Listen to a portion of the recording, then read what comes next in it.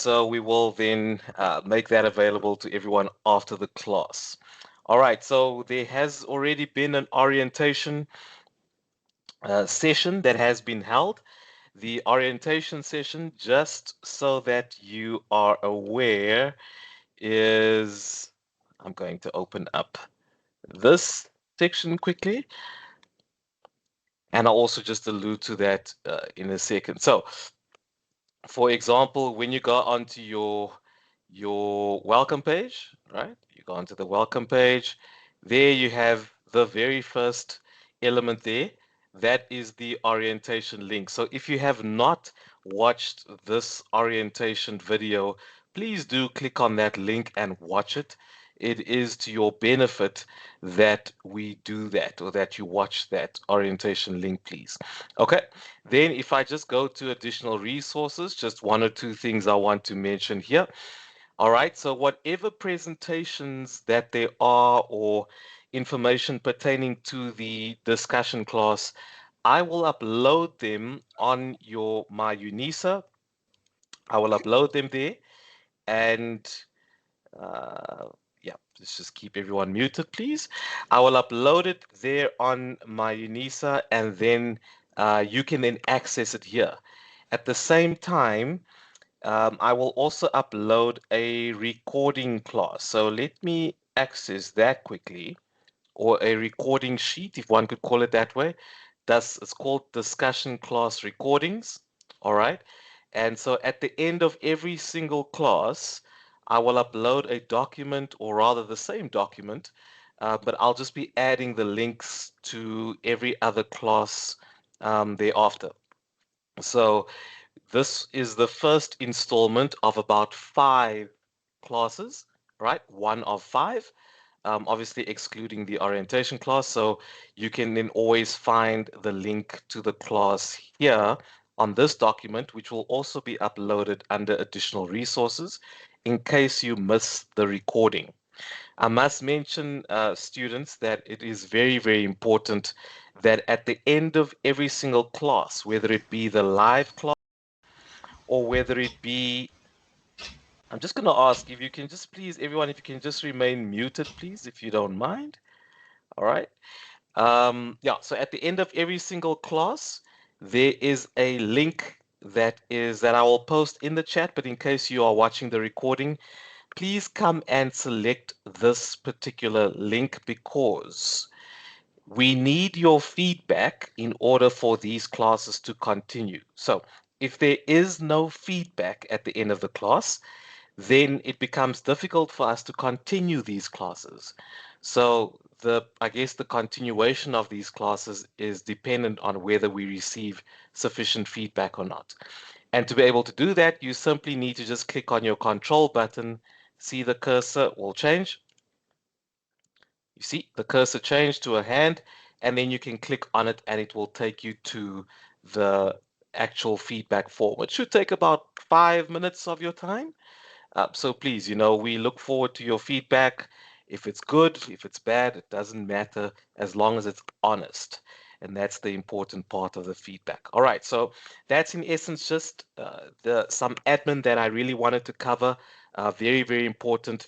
After every single class, whether it's live or whether you're watching the recording, please make sure that you give us feedback. And here's an instruction there, click on your control button and the icon will change. The cursor will change to a hand, and it will take you to the feedback form, and the same principle will apply when it comes to clicking on that particular link. All right, so use the control button, click on the link, and it will take you there. As I mentioned, this document will be updated. This document will be updated after every single class and will be posted in additional resources um, under discussion classes. And so all the other material pertaining to the discussion classes, I will post over here. All right. I'd encourage you, please make sure that you read and you have access to all of these other little things here. Okay. So before I begin, um, one or two things maybe. So, welcome. My name is Mr. Koch. I am the senior lecturer for this particular module, AIN 2601. Um, my colleagues aren't with me tonight. My gosh.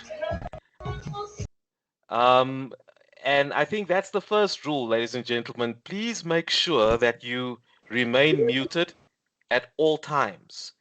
Remain muted at all times because that will help us. Lulama, you're beginning to annoy me.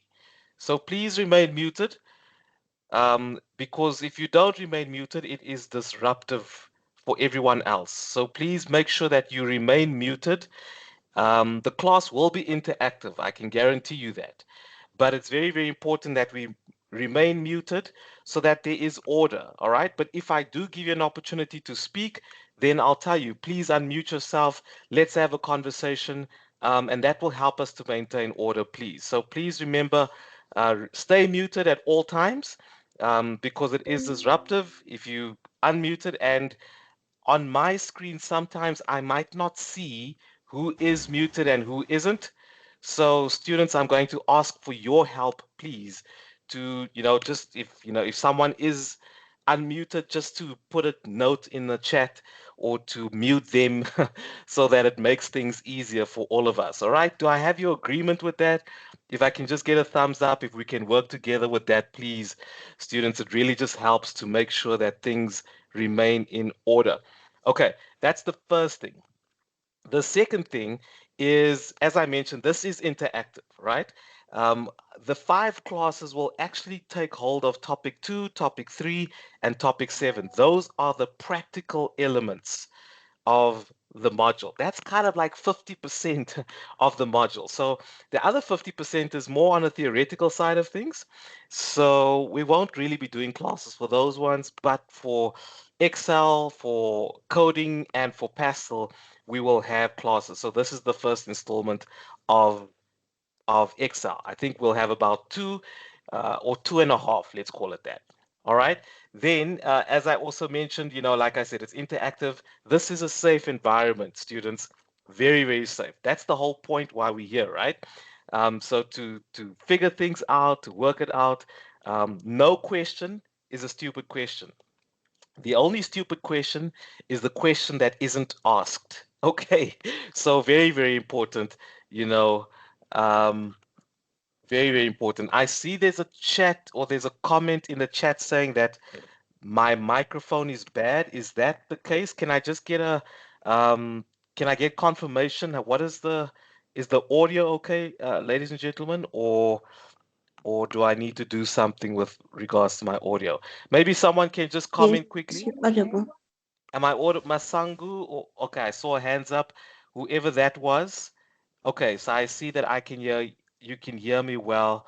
Okay, so T Mbangata, it might just be your audio, all right? So maybe, and if you can't hear me, it's always good to just log out and then log back in again.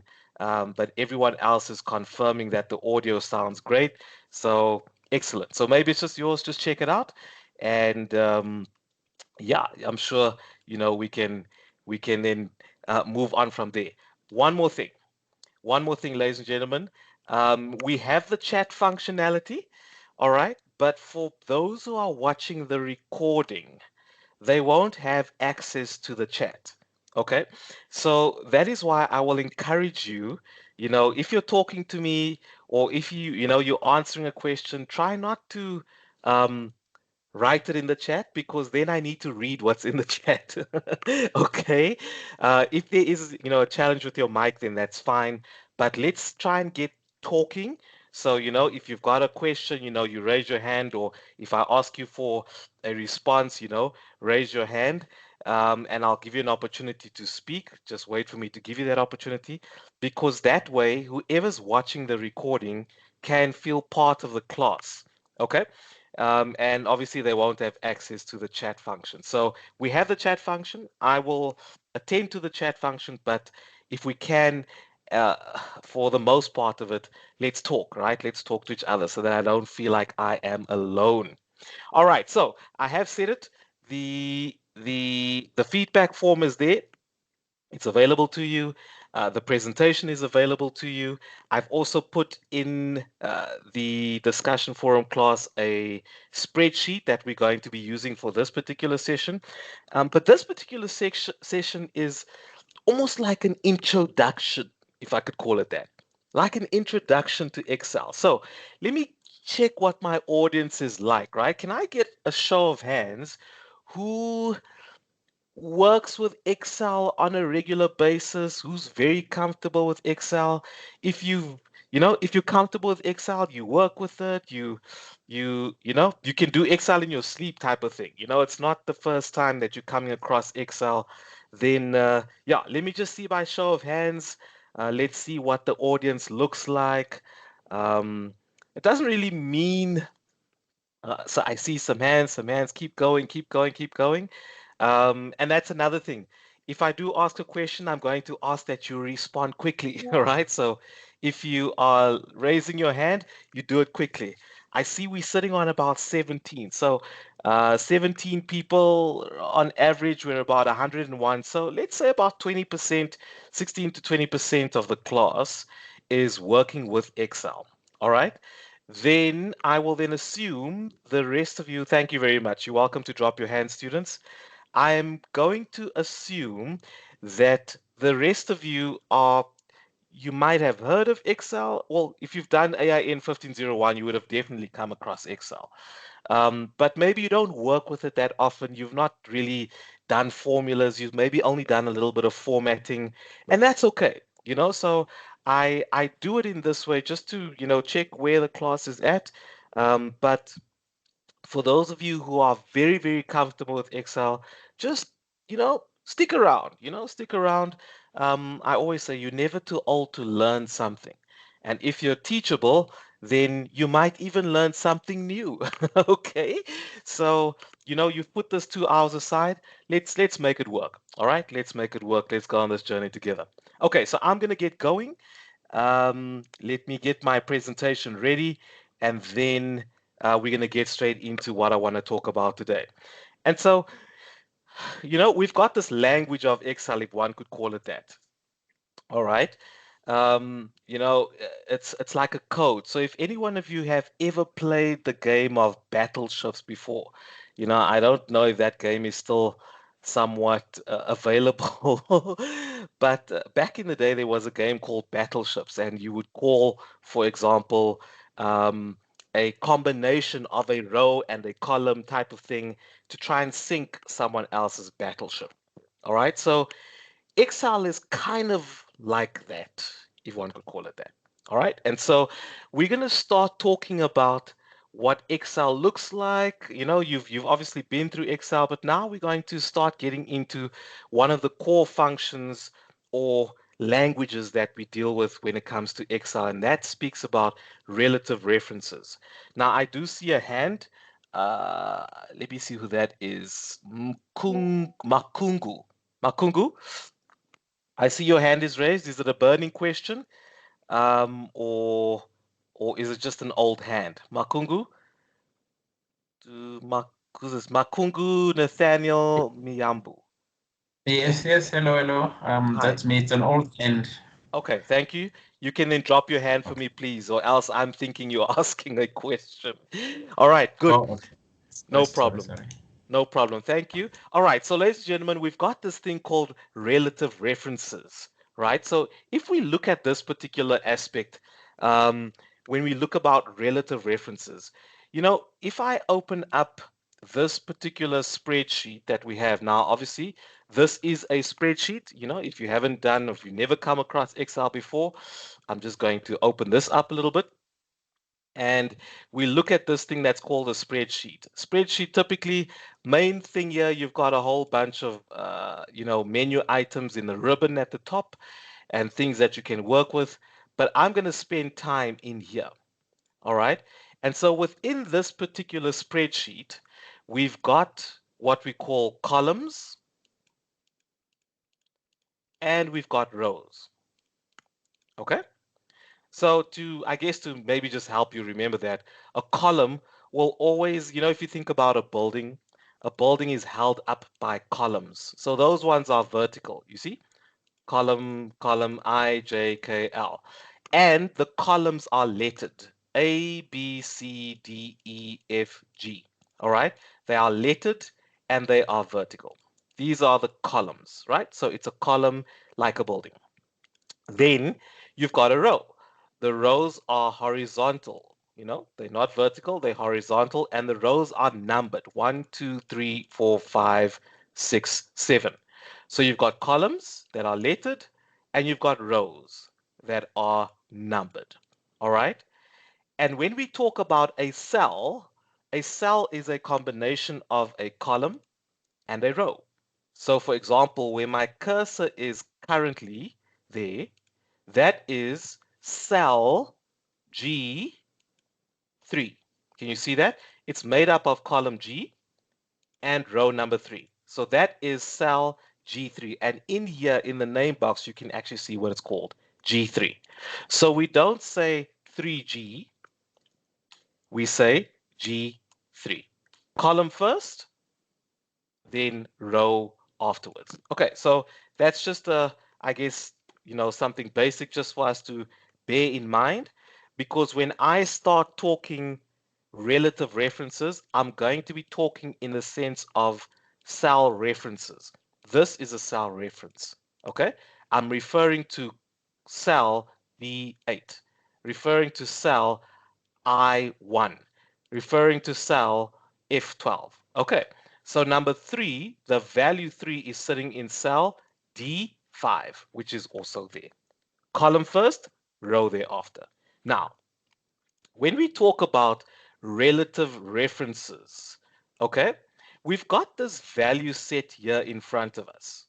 All right, we've got 500. You can see that 500 in A1, 600, etc. We've got a value set in this particular range from A1 up until D5. Okay, so this is also a range. A1 up until D5. That's a range. Okay, so in this range, we've got a value set. And in this first example we're looking at, we are planning on working with relative references, but copying down the rows. So, typical example. All right, if I wanted to put in a formula here, and I said equals 500 multiplied by what? 5, right? 500 multiplied by 5, you can see that this value, this gives you a total of 2,500. All right. If I wanted to then take the next value, which is 600 multiplied by 7, it gives me the next answer there. All right. Now I am using a shortcut to open this up, but you can find this particular shortcut I always forget where it is. Is it view data? If someone can just help me, it's an element called show formulas. So if you find it, let me know. But please remain muted at all times. I hardly use the ribbon up here. So there is, yeah, so you see this element, when you click on the formula tab, there's a function here called show formula. So if you click on that, it basically shows you the formula that I've just written down here. All right, so whoever that is, let's try and mute them. All right, so I'm going to be using this function quite often, just from a demonstrative point of view. All right, but if I'm not clicking here, I'm also using a shortcut, which is the control function, and it looks like almost like an apostrophe, control and apostrophe, and it's doing exactly the same thing. So that's just a shortcut key that I'm using. All right, but it's coming down to the same thing there. Okay, so if I wanted to, let's say I wanted to put in I wanted to put in some formulas to calculate all of these values. Can you see that it will take quite a while for me to type in 700 multiplied by 9? I mean, then what's the point of writing all of this on Excel? Okay, there's no point, right? However, if I start working, and I'm just going to copy this, let me just put it here for a second so that we can see, you know, The value still hasn't changed. You can see it's still 2,500, 4.2, 6.3. When I'm now talking relative references, I'm not saying 500 multiplied by 5. I'm saying equals A1 multiplied by D1. Can you see that? So instead of me clicking the values, I am saying now I'm working with cell references. My language is now going to change so that I continuously work with cell references, right? And so I could also then say equals A2 multiplied by D2, okay? And A3 multiplied by D3, all right? So you can see it looks different. Ultimately, we're getting the same answer. So now what Excel is doing, because Excel is in essence a program, all right, we are basically doing a basic, very basic form of coding, all right, very basic form of coding. Now in topic 3, we're going to take coding to a slightly higher level, but this is just a sort of like an introduction to coding, if one could call it that. All right, so very simple. We could, in essence, um, write in the cell references, okay? However, that still takes as long as this does. Okay, it's a little bit shorter because I don't have to type in 500 or 600.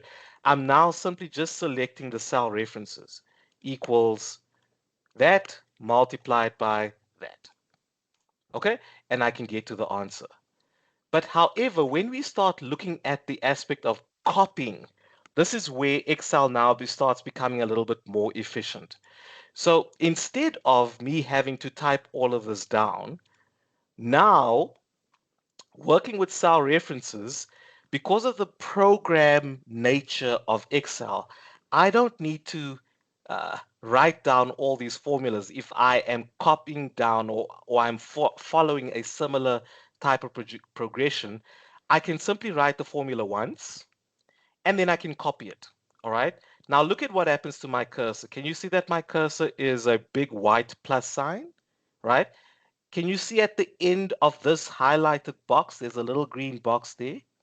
Look at what happens. The moment I move my cursor over it, then it changes to a black plus sign, right? You should be able to see that.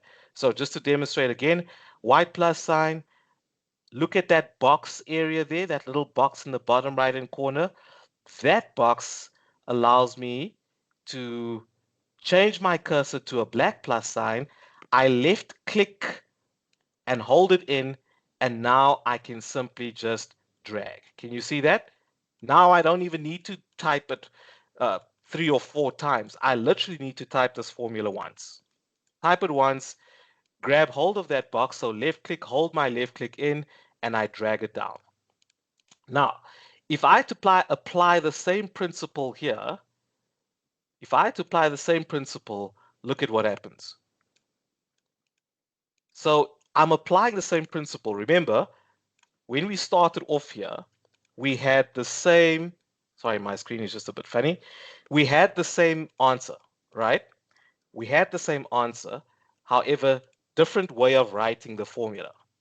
Now, if I go and I select this and I copy it down, look at what happens. The cell reference changes here, which gives me the answer of 4.2. However, the answer remains 2.5. And why is that? Because absolute values, you can't copy down absolute values to work in the same way as relative reference principles. Okay, so this is why instead of having to write equals 600 multiplied by 7 equals 700 multiplied by 9, we simply now start using our cell references and we can simply write the formula once and we can copy it down. Now notice we're copying down the rows. Can you see that? Copying down the rows. The rows are changing. So we are still in the same column, but we're now copying down the rows. All right. So if I go back to this particular element here, first aspect, A5 or A1 multiplied by D1 is 500 multiplied by 5, but in essence, A1 multiplied by D1. And therefore, if I copy it one down, right? If I copy it one down, Again, let's remove this to demonstrate. I'm going to take this out. All right. If I copy this 1 down, how many positions did I move down the rows? I moved once. Can you see I moved from row 7, A7 to A8? So I moved 1 position. All right. You should be able to see that. 1 position. This is 2 positions. 1, 2. Can you see that? 1, 2. However, this is 1 position. If I add 1 position to the row changes from 1 to 2. It's basic maths, right? I know it sounds very, very basic, but it's important that we understand this principle. So because I've written a formula here, even if I've written this formula there, A1 multiplied by D1, and I copy it 1 down, I'm still getting to the same formula. Can you see that? My cell reference is moving 1 position. Because I've copied it 1 row down, my references are also moving in relation to my initial formula 1 row down. It's a relative movement, right? From C9 to C10, 1 position. And therefore, it's taking into account the next formula. So if I copy 1 more position down, can you see I've now added another row to A2 times D2, which was currently sitting in A8. I moved 1 position down. Can you see that I've now added 1 more row? And so my references have now also moved from the 600 to the 700 value, from the 7 to the 9. All right. Can I get a thumbs up if you can see that? If you can see that, you're still following me. The pace is still okay. All right. I want to make sure that you're tracking me, that you are sticking with me. It's very basic at this point in time, but we are building, right? The whole idea is to build on top of this, which means, ladies and gentlemen, if I wanted to move 2 positions down, 1 position, 2 positions, what do you think my formula will be in cell A11? What do you think my formula will be in cell A11? Can I get a hand, please? What do you think my formula will be in cell A11? There. Can I get a hand quickly? Yes, T. Mbangata, what do you think the formula will be here? If I copy now 2 positions down, what do you think? Quickly. It's going to be A5 times D5. Okay, let's see, right? Equals A5 times D5. Exactly, right? So if I added 1 position, it would have been A4, and then another position would have been A5. Excellently done. Thank you very, very much. That was good, right? Not too difficult. Notice, ladies and gentlemen, in this formula, there are 2 cells. A1 is a cell, D1 is a cell. Okay? So we're dealing with 2 cells in this particular formula. All right? Which means if I copy this position 1, 2, 3 rows down, 3 rows down, what do you think the answer is going to be? What do you think the answer is going to be? Ladies and gentlemen, can I get a hand quickly? If I in A14, what do you think my answer is going to be? All right, let's see. Can I get an answer? Can I get a hand? Yes, Lulama. Lulama, thank you for responding. Lulama, what do you think the answer will be in A14? Just quickly. A8 multiplied by D8. All right, A8 multiplied by D8. Exactly. All right, so we're getting the principle. One other thing, ladies and gentlemen, we have to get the language right. Okay, so always start with an equal to sign. Why? Because look at what happens if I don't do an equal to sign. In actual fact, if I click on there without an equal to sign, it's not going to register that we now are adding in a formula. So every time, always start with an equal to sign, then my spreadsheet programming starts becoming activated. Okay, good. So if we go to our presentation now, that's in essence what we've been talking about.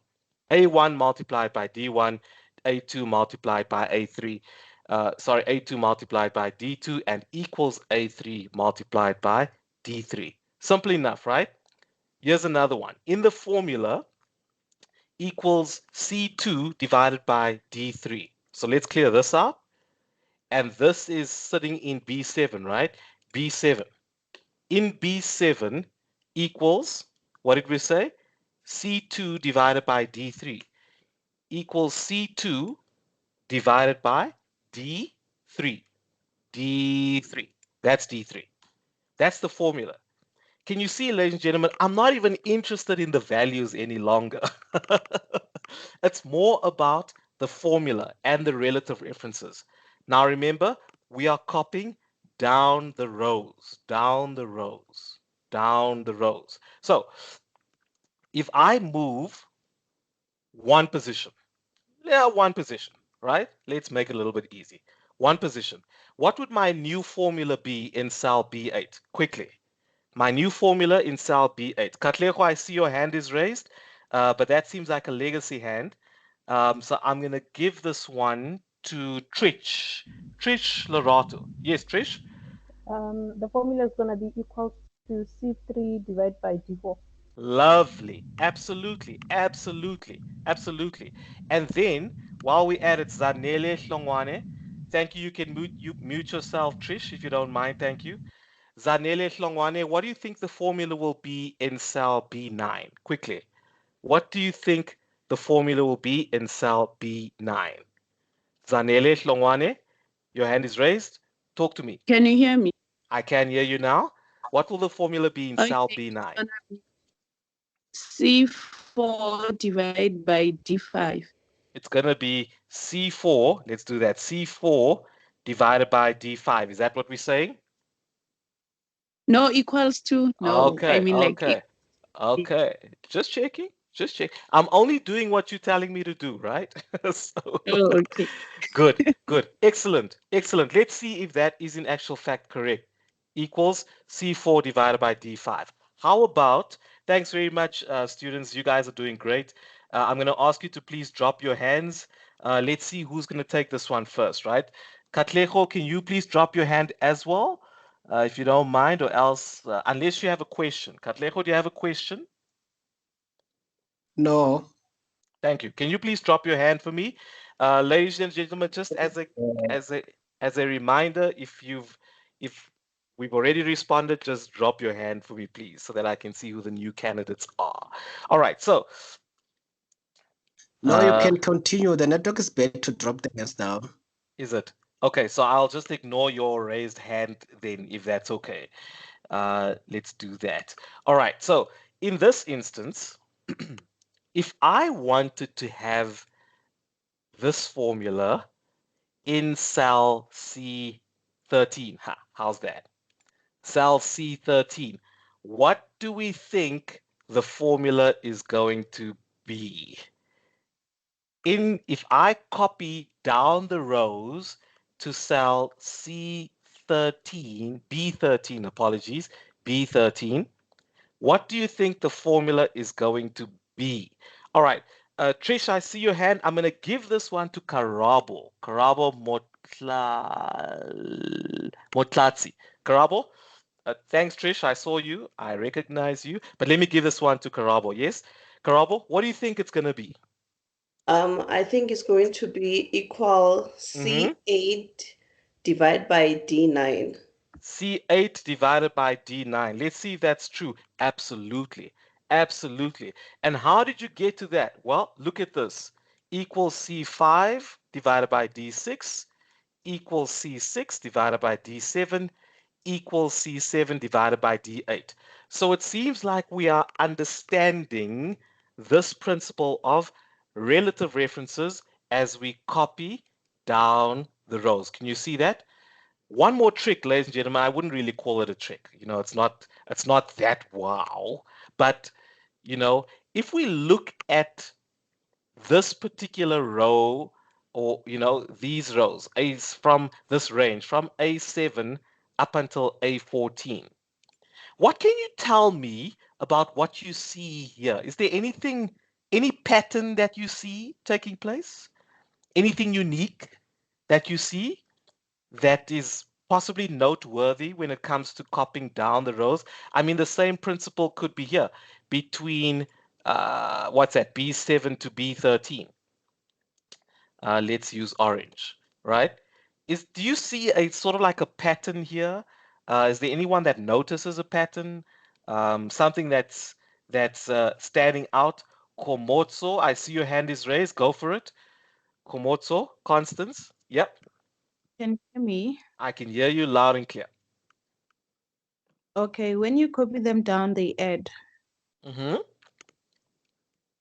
Yes, correct. Yes. But as you, from what you see over here, do you see anything? Is there a pattern that you identify? Is there any specific pattern, or is it just, it's just copying down the rows, I guess. Anything you want to add to that, maybe? Mm, maybe not. Okay, Kobotso, I'm gonna move on if that's okay.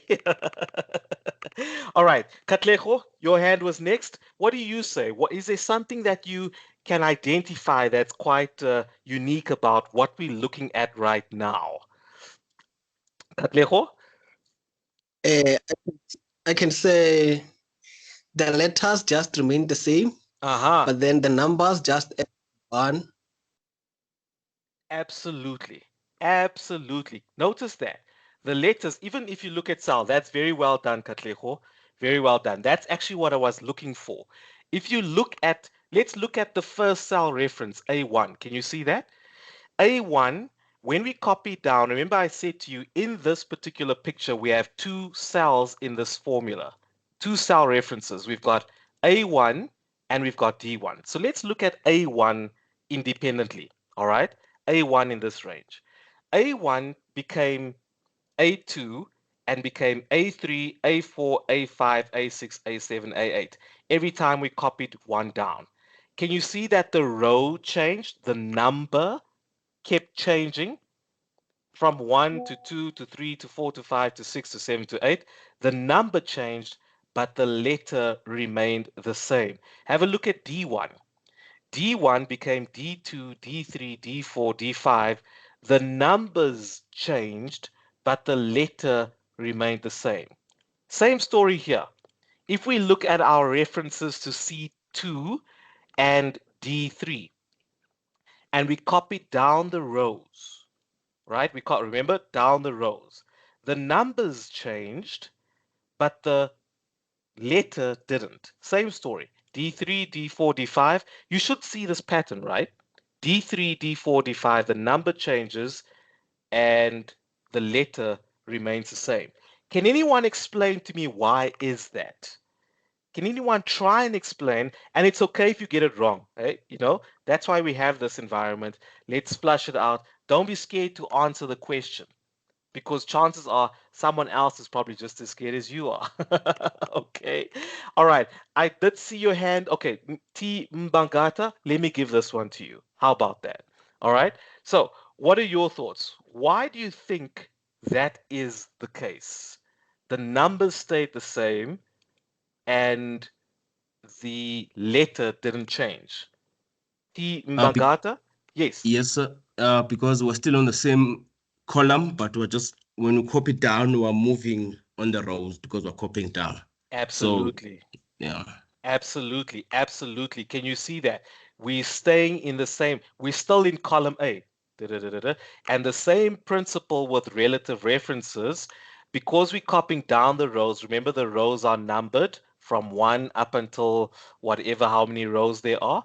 Because we're changing the row, the number will change. Because remember, I said to you, a cell, which is A1, consists of a column and a row.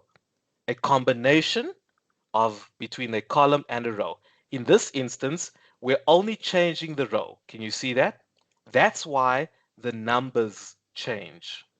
Okay, so we got that principle. I hope everyone is comfortable with that.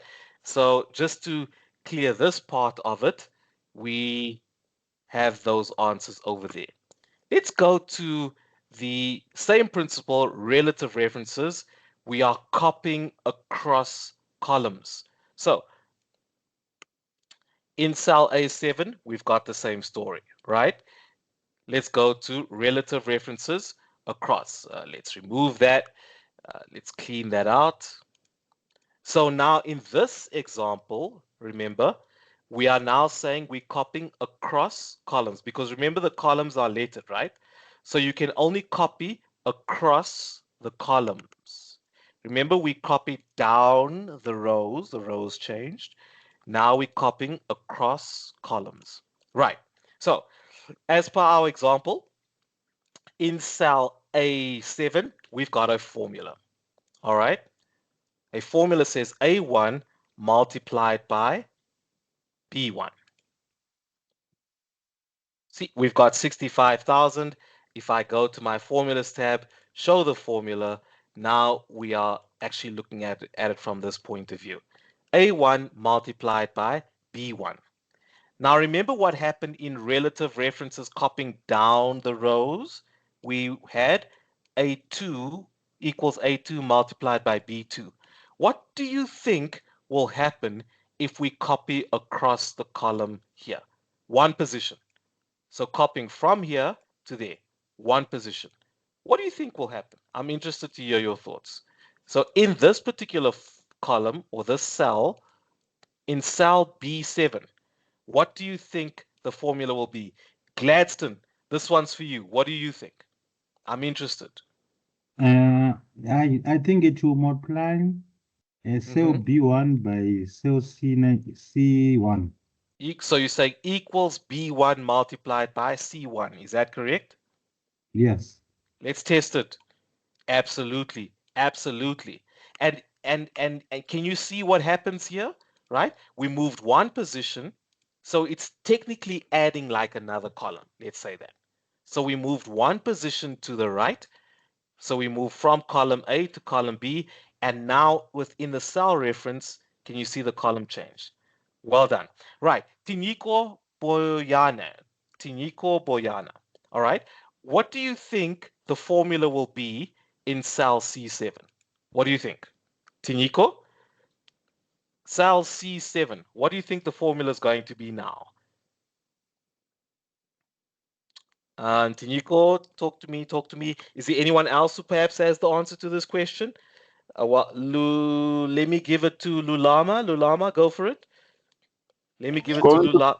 No. Who is that? You are not obeying the rules. All right. Remember the rules. Right. So Lulama, go for it. Yes. Yeah, I was the one talking. It's going to be sorry. C1 multiplied by D1. Equals. Say again. C1 equals C1 multiplied by D1. Excellent. Excellent. I like it when you're talking foreign to me. Right? It sounds like we're speaking another language. We'll call this language Excel. All right? So great. That sounds excellent. And so when we go to our spreadsheet, let's have a look, right? This is exactly the principle that we've just been covering. Notice that the column changed, the letter changed. A became B, C, and B became C, and C became D. All right, nice. Notice the row didn't change. We're still 1, 1, 1, 1, still in row number 1. Okay, right, let's put in the next formula. Pindi, I see your hand is raised. Do you have a question? Pindi, where? Okay, no question. All right. Let me just do that quickly. All right, so then in the next one, we have in cell A8, we've got equals C4 divided by A2 equals C4 equals C4. Where is C4? C column C row 4 equals C4 divided by A2. That's our current formula.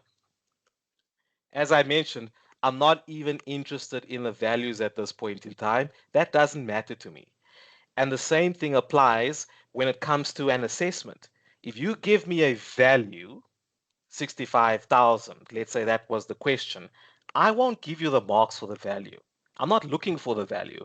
I'm looking for your application of the relative references principle. So please do bear that in mind. Okay, right. So here's our current formula. We are copying across columns, copying across columns. Right, so if I wanted to copy across columns from A8 to B8, right? From A8 to B8. Who'd like to take this one? From A8 to B8, what do you think my answer is going to be? Yes, Lesedi, go for it.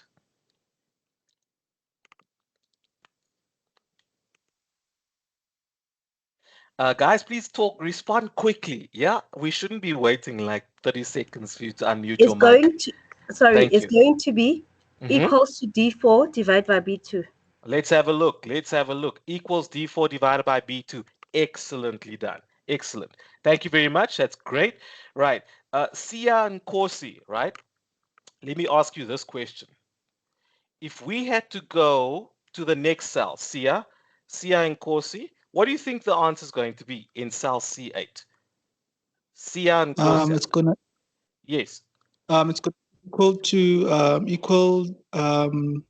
E4 divided by C2. Let's have a look. Excellently done. Hey, you guys are getting this. So this is all right. It's not too hectic. All right. Remember, we're building on this. How about let me ask you this question. All right. Let's take this one.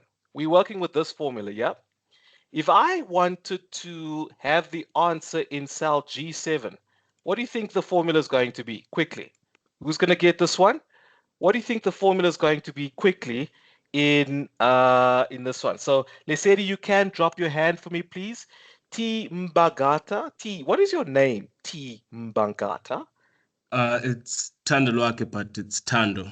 Tando. All right, thanks, Tando. Yes. What do you think the answer is going to be, Tando? It's gonna be equal C7. And then? Remember, there's two cells in this formula, right? Yes. Now, okay. My thought is, if you equal E7, then no, that's another thing. Should be anything that you do in C7. Oh, there was a way. It should reflect on G7. No, it. Okay, now I'm not sure, but that's my answer. Anyways, I have to give an answer. The answer is equal C7. That's C7. My answer. It's just C7. Equal E7. Equals C7. Equals C7. C7. Yes. I'm going to put that there. Right? Okay, Tando, we'll leave it at that, right? But notice, just so you notice, remember the principle of relative references, right? If I had two cell references in here and I copy it across, I should have two cell references there. And here you've just given me one cell reference. So this formula is not even complete. Are you with me? But okay, we'll leave it at that. Maybe you can think about it a little bit. And for everyone else whose hand is possibly not up, you can write, make notes on for yourself. You also have this spreadsheet that I've made available to you. Nonyane MQ. Can you help Tando maybe? What do you think the answer is going to be in cell G7 using this particular formula? What do you think the formula is going to read in cell G7, please? Talk to me. Nonyane? All right, Nonyane is... Sorry for that. Okay, good. I was just about to skip you. Right, Nonyane, talk to me. Okay. The answer in column G is going to be equal G multiplied by H1. Where in column G? You just said column G, right? Remember a cell reference. Sorry. Yes, okay. G7. Yes, in okay. G7. In G7. In G7, the answer, yes, the formula is equals G1 multiplied by H1. G1 multiplied by H1. Let's see if you're correct, right? Let's see if you are correct. So if I add this, I'm moving one position. C1 became D1 and D1 became E1. If I, let me do that, right? D1, okay. E1 became E1 multiplied by F1. F1 multiplied by G1. And then let's have a look and see. if you were correct, equals G1 multiplied by H1. Yay! That's me giving you a hand, right? Well done. Well done. Tando, I hope you saw that, yeah? Tando, talk to me quickly. Yes. You Yes, got I it? did. Do you see Yes. where your mistake was? I think I misunderstood the question. I thought to copy C7 to G7. I forgot that we're talking about relatively referencing. Sorry. Yes, I see my mistake. Thank you. Okay, good. So remember, we're currently busy with relative references, everybody. All right. But it's cool. No worries. Let's take that formula. All right, everyone's hands down, please. Fastest finger first. Okay. Fastest finger first. Tinyuko hand down, Koketso hand down for me, please. All right. Or else I'm not going to count your hands. All right.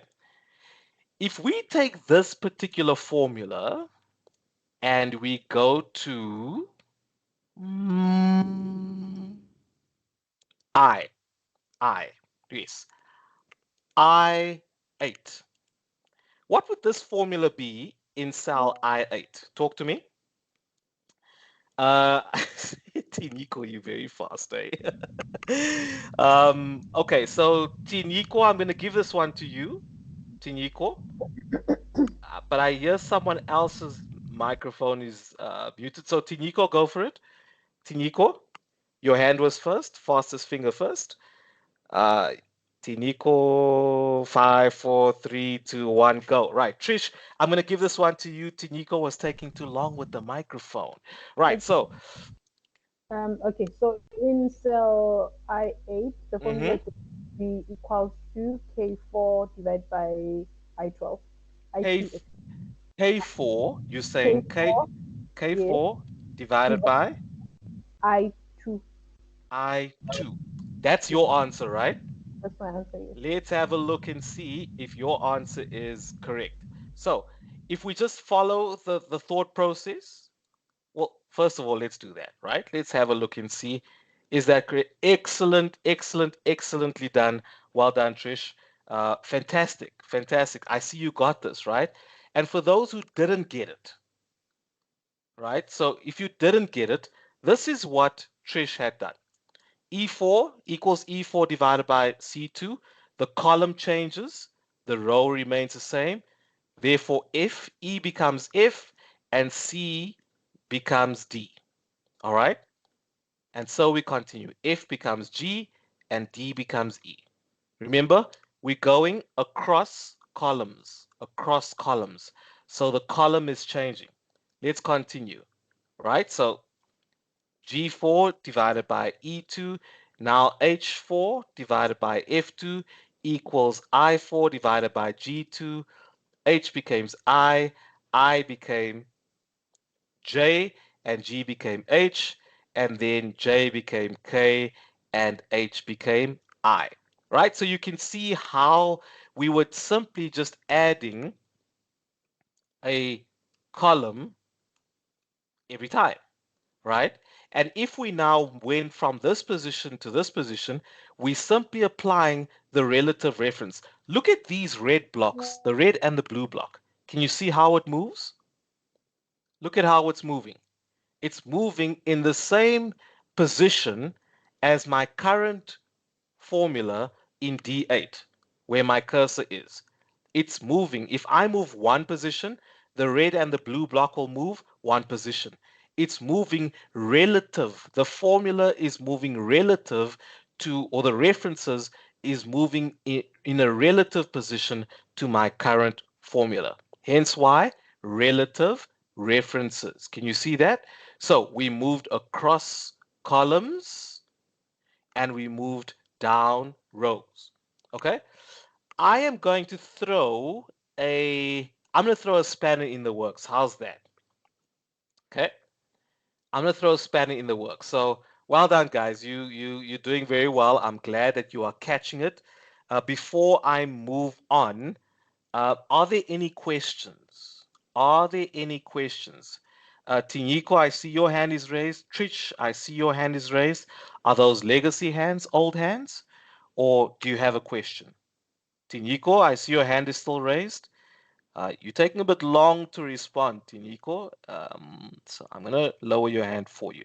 Right, ladies and gentlemen, are we all okay? Does anyone have a question? I just want to see if anyone has a question. Seems like I'm getting a couple thumbs up. Is the pace okay? I'm not going too fast for you. Not going too fast, because I don't want to leave anybody behind. All right. So I see some thumbs up. I'm going to assume that's the case for everybody. Right. Good. Good. Good. Good. Good. And thanks for the participation. It's working. It's working for me. So here's a little bit of a curveball. Shall we do that?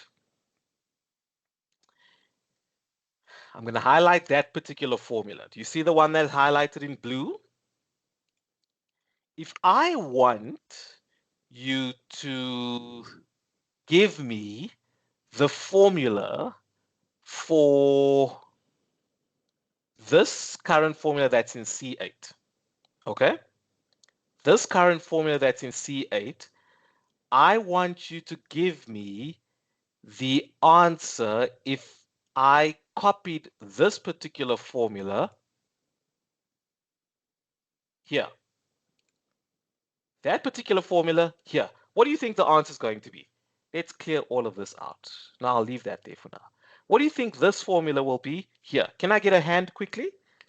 Yes, I see, Lesedi, you were there first. I just want to see if anyone else is going to beat you to it. Okay, Lesedi, let's go. Okay. What do you think the formula is going to be? And tell me, how do you get to the answer that you got to? I want to hear your thinking. In D11 is going to be equals to F7 equals divided by F7 divided by F7 divided by D5. D5. How did you get to that? I'm interested. Let's see, first of all, if you are correct. Yes? Let's see if you are correct. Absolutely, absolutely. Well done, Lesedi. Tell me, how did you get to this answer? I'm interested. I'm really interested. I honestly just went to copy that to the cell that you're talking about. Oh, so you just copied and pasted, yes? Yes. Well, you could do that. But if you had to explain it to me, right? If you had to explain it to me, how would you have gotten to this point? If you're able to explain it to me, then it tells me that you understand. I'll try to think about it that way. Okay. So you need a little bit of time. Lesedi? Seems like you need a little bit of time. I'm going to give Katlego unverified. Katlego unverified. Katlego, did you also get to this answer? Yes. Did you also get to this answer, Katlego? For the to support the explanation, right? For F7 divided by D5, right? Yes. Okay, the explanation I can say from C8 to D11, you just move from E to from C to D, ne? It's just a one step. Then you go down. The letter is changing by saying A, B, C, D, E, F by one, but then to go down is changing the number. The letter remain the same, so it will be F, but then going down will add +1, +1, +1. Absolutely. Then from F4 to F7, we just move 3 steps down. Absolutely. Absolutely. We move 3 steps down. So 2 plus 3 gives us 5. D5. Excellently done. And it's as simple as that. Very well done, Katlego. Very well done. And that's in essence what I was looking at, ladies and gentlemen. I was just trying to get an understanding and explanation of, do we understand how we got to this answer? And evidently we do. So Katlego, thank you very, very much for that explanation. And I'm sure everyone could have followed that. Yes, in the chat, Lulama writes, well done, Katlego. Excellently done. There's an understanding of what it is that we are doing. All right. And I saw Karabo, you also wrote equals Karabo, you said equals G7 divided by F5. Are you happy now with how we got to the answer, Karabo? Or are you still sticking with equals G7 divided by F5? Karabo, talk to me.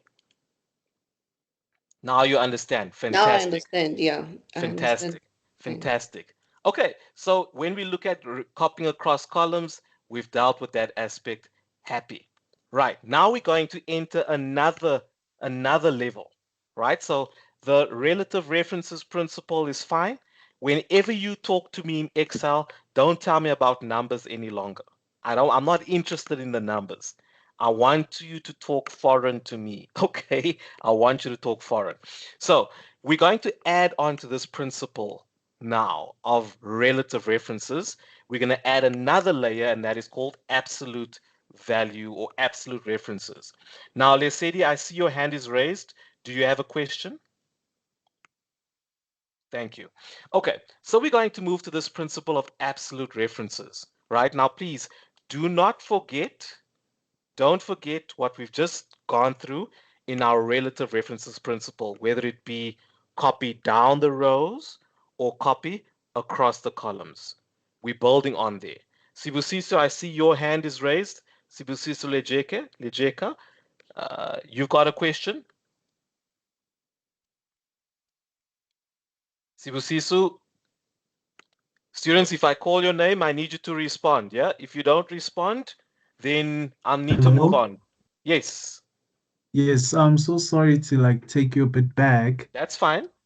I was still thinking about that last question. I see that when you got the equals F7 to D divided by D5, I just want to explain it so I can hear myself, so I can understand it. Okay. That's fine. So go for it. it's because you went down 3 rows.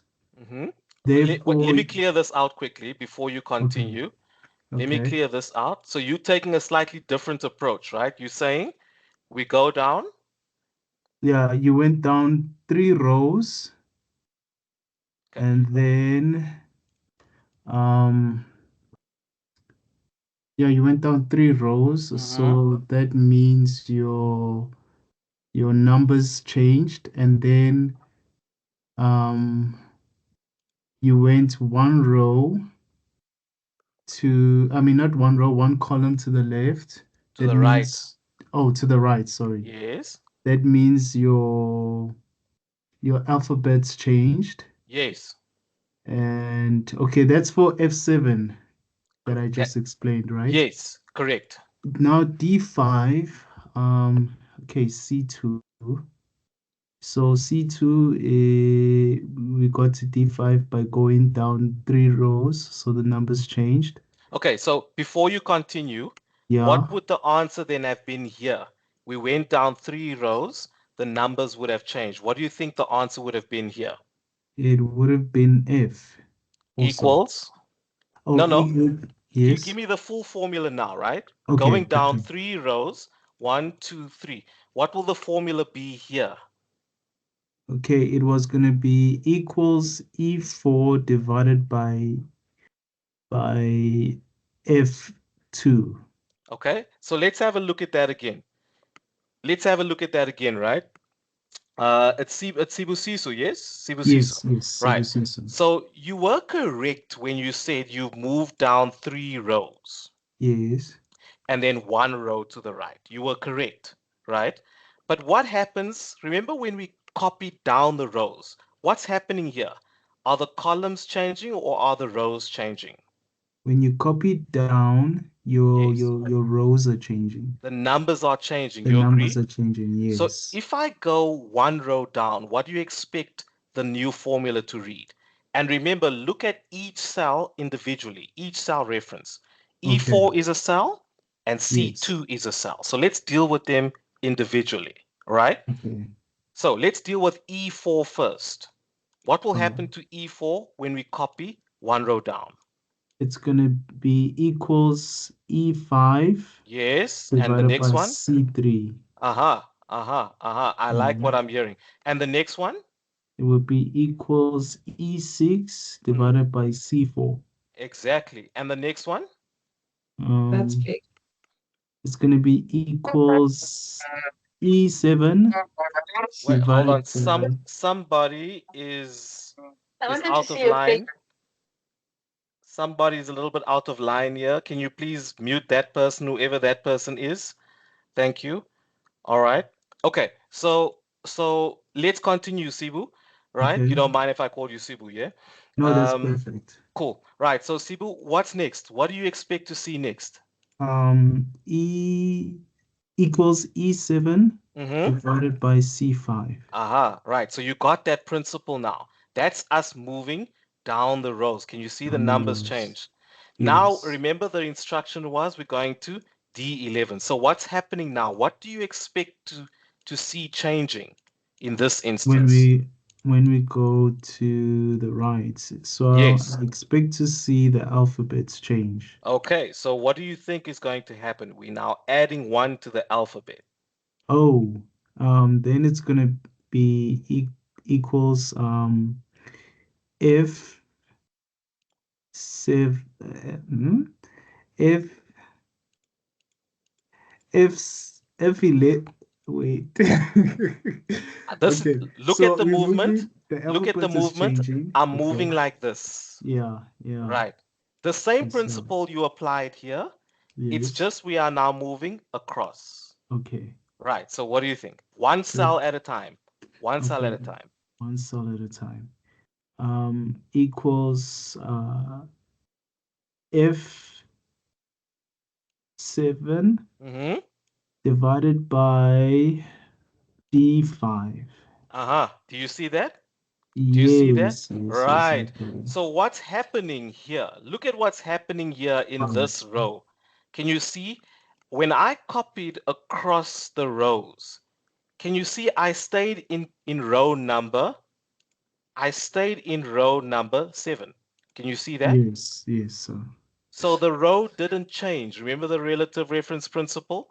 The row didn't change. That is why A1, B1, C1, D1, E1, F1, but it's still row number 1. The same with B1, C1, D1, E1. The row didn't change. Have a look at this one, right? C4, D4, E4, F4, G4. It's still row 8. Can you see? We haven't changed our rows. It's now the columns that change. Do you see that, Sibu? Yes, I do see that. Okay, good. And in this instance, remember with relative references copying down, the numbers change. Do you see that? The numbers change because we stayed in the same column. That's why the letters didn't change. Only the numbers change because we are moving up and down. Look at what's happening here. The numbers starts to change. Can you see that? Yes, I can see. So that's why with this particular curveball, I said we're going here, which means the rows we added 3 rows. So 4 became 7 and 2 became 5. And we added 1 column. So E became F and C became D. Can you see that? Yes, I do see it clearly. Excellent. Yeah, Now, I just got confused with the row. You see where you put it? Yes. That's what confused me, but Yes. I see. Because I wanted to break it down. Yes. The idea was to stretch you a little bit. Okay, yeah, thank you for that. Thank good, you. good. And it's good you asked the question because everyone else would have learned from that. So if there were people that were struggling, they could have learned from that as well. All right, so very, very important. Here, I've changed both the column and the row. That's why we can see that our numbers would have changed. Okay, good. Costa, I see that your hand has been raised for some time. You have a question quickly before I move on? Costa?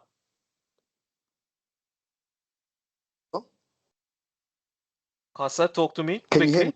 I can hear you loud and clear.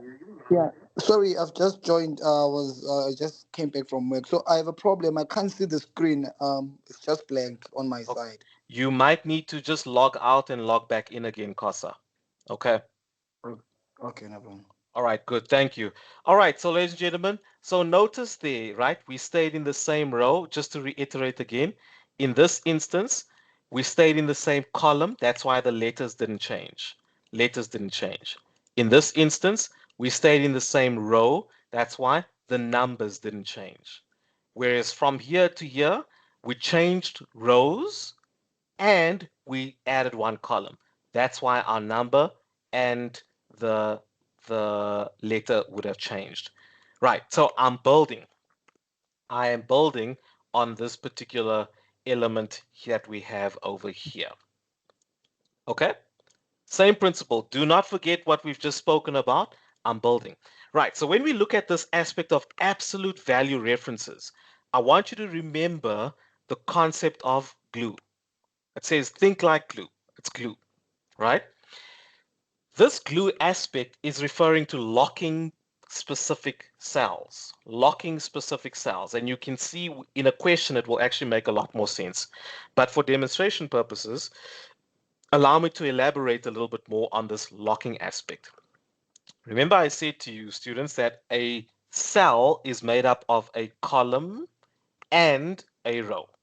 Cell A1, cell B6, cell D11, column and a row. If I want to lock the row, right? If I want to lock the row, I put a $ before the row, which is the number. Okay? I put a $ before the row reference. If I want to lock a column, I put a $ or insert a $ before the letter. I insert a $ before the letter. And if I want to lock them both, I put a $ before the letter and before the number. So here I'm locking rows. Here I'm locking columns. Here I'm locking both the row and the column. Okay, remember that. So including absolute references, because remember with relative references, whenever we moved across, like in this instance, both the letter, the column, and the row, the number changed in both cells. E4, the first part of the formula changed to F7, C2 changed to D5. Both the column and the row had changed. Whereas in this principle, I'm now saying there's something that I want to lock. In other words, I do not want it to change. Either lock the row or the column or both. Right, so let's take this to the next level, shall we? Here's the instruction. We're going to apply the same principle of copying down the rows. But now I'm adding another level to it. This is levels, you know, when people say levels, this is levels. Right, so if I want to copy down, so I'm saying to you, we're adding a formula in cell B8. There's B8. And I want you to copy down to the range B9 and B10. That's what I want you to do. But I'm adding another level and I'm saying the reference to cell A1, the reference to cell A1 in this formula must not change. Are you with me? Write the formula in cell B8. You're going to copy the formula from B8 to B10, B9 and B10. Reference to cell A1 must not change. So here we go. All right. In cell B8, here's our formula. Equals A1 multiplied by C4. That's what it was. Yep. Multiplied by C4. 75%. Yep. Now, in this instance, I am asking you, let me just bring that in a little bit closer. I'm saying that we are, in essence, I want you to multiply these values by the 15% VAT. Let's say that this was a VAT percentage, and I wanted you to write a formula that makes sure that all of these 5, 7, and 9 multiply by the 15%. Now, let's open that up a little bit. Remember, we're copying from B8 to there and to there. Now, ladies and gentlemen, you know if we were to apply relative reference principles. Just remind me again, if I was to apply relative reference principles and I copied the formula to cell B10, what would the formula have read? Just quickly, tell me. Can I see a hand raised? Quickly. Who is that? That is Tando. Yes, Tando. What would the formula have been here? It will be A3 equal A3. Sorry, you were cutting. You were cutting, Tando. Can you finish that one for me, please? Equals. Is it just me? By C6. C6. Let's see. Equals A3 multiplied by C6. Great. Absolutely. Absolutely. Right? And this would have probably also been, if I just go up 1. If I go up 1, what do you expect the answer to be? Can you see? In this instance, let's move that. If I'm adding another row from 10 to 11, it goes from A3 to A4, C6 to C7. If I'm subtracting another row, we go from A3 to A2, C6 to C5. Okay, so let's just take that one out quickly. Right. But remember the instructions. So we've copied down the rows. Tato, I see your hand is still raised. Do you have a question? Apologies, No. because when I wanted to answer. No problem. No problem. Then let me throw this one out to you, Tato. All right. I'm going to ask you the question, Tato. I want you to answer it. Right. So remember the instruction. We've copied down, but the instruction was the reference to cell A1 must not change. Tato, what do you think we're going to do? How do we fix this formula so that A1 doesn't change when we copy down? Because this formula should still refer to A1. This formula should still refer to A1. So, Tato, this one is for you. What do you think? How do we fix this? I think we insert that dollar sign. I'm assuming it's a dollar sign. Yes, it is a dollar sign. Between A and 1. Okay, so in essence, we put a dollar sign there. Is that it? Yes. Tell me, why didn't you put a dollar sign before the A? Because it says reference it to A1. And A1 is the 15%, not C4, which is the number. Okay, so let me, if I copy this down, let's see if you are correct. Copy down. Aha, look at that. Look at that. Look at that. Can you see? If I copy it down again, look at that. We've answered the question. Excellently done, Tato. Excellently done. Now we've said we want to copy from B8 to B10, but A1 must not change. Can you see? We've now locked $1. We've locked the row in this particular aspect. And this is a very good example to demonstrate the difference between absolute value references and relative value references. Can you see here in C4, we did not apply a dollar sign, right? The dollar sign is shift and the number 4, shift and your 4 key, the number 4. That should be where your dollar sign is located. Okay, just for whoever asked that question, it is your shift button, and I'm using a Windows laptop, so it's usually shift and the dollar sign, which is on my key number 4. If you're using a MacBook, I can't help you.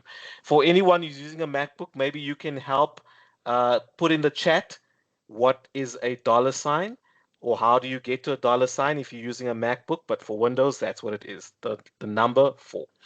All right, so here's a good example. We didn't apply the absolute value references here to C4, and that's why the relative reference principle happened there. However, we wanted to apply it to the 15%, which is A1, so we locked A. If we didn't lock, if we locked 1 in $1. If we didn't lock it, then the 1 would have changed to 2, and the 2 would have changed to 3. So just to demonstrate that again, this is what would have happened. But we wanted to make sure that the row is locked. Yes, Tato, you press Shift and 4 together. That's it. Yes, for whoever asked that question. Right. So we place the dollar sign before the number, the row, and now it is locked. Can you see that? So we lock it, lock it, lock it, lock it. Right. Good. Nice. There it is. Okay. I'm going to hit you with another one. Look at the instruction. Column or cell, the range is C9 to C10. C9 to C10. Okay? C9 to C10. We're placing the formula in cell C8 and reference to cell B2 must not change. So there's the instruction. C9 to C10, that's where we're copying this formula down to C9 to C10. B2 in that formula must not change. Right, so let's go back here. So there's my formula again. Let's just bring this a little bit closer so we can see it. I'm saying this was equals B4. Where's B4? B4 divided by B2. B2. Okay, that is the instruction. And we're copying to C9 to C10. Remember, we're still copying down the rows, yeah?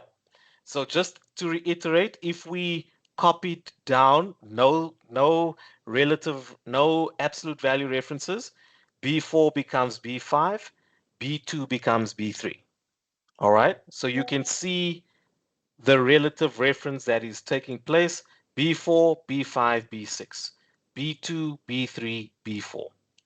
Okay, right, so this is the relative reference principle coming into play. But the instruction is that B2 must not change. B2 must not change. How are we going to fix the story?